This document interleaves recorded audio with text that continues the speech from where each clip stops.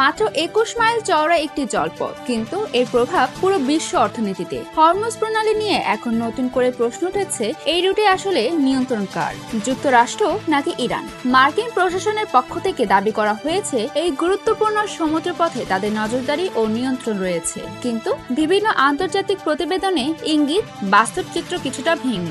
নিষেধাজ্ঞা ও নজরদারির মধ্যেও ইরানের তেলবাহী জাহাজ চলাচল পুরোপুরি বন্ধ হয়নি, অর্থাৎ কাগজে কলমে নিয়ন্ত্রণ বাস্তবে সবসময় কার্যকর হয় না।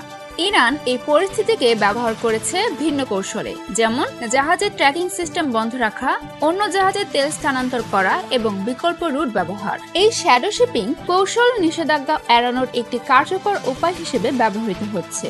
ফলে সরাসরি অবরোধ থাকলেও পুরোপুরি নিয়ন্ত্রণ প্রতিষ্ঠা করা কঠিন হয়ে পড়ছে।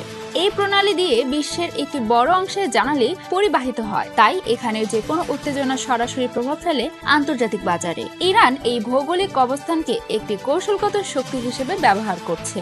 অন্যদিকে যুক্তরাষ্ট্রের জন্য পুরোপুরি অবরোধ কার্যকর করা সহজ নয়, কারণ এটি শুধু সামরিক নয়, আন্তর্জাতিক আইন, বাণিজ্য এবং মিত্র দেশগুলোর স্বার্থের সঙ্গেও জড়িত। ফলে প্রতিটা পদক্ষেপেই রয়েছে বড় ঝুঁকি। সব মিলিয়ে হরমুজ প্রণালী এখন শুধু একটি জলপথ নয়, এটি এক জটিল শক্তির খেলা, যেখানে সামরিক শক্তি, অর্থনীতি এবং কৌশল সব একসাথে কাজ করে। প্রশ্নটা এখন, এই রুটে ভবিষ্যতে কে প্রাধান্য পাবে? আপনার কি মনে হয়? কমেন্টে জানাতে পারেন। ডেস্ক রিপোর্ট, তাসমিয়া বিনতে জামান, স্নেহা।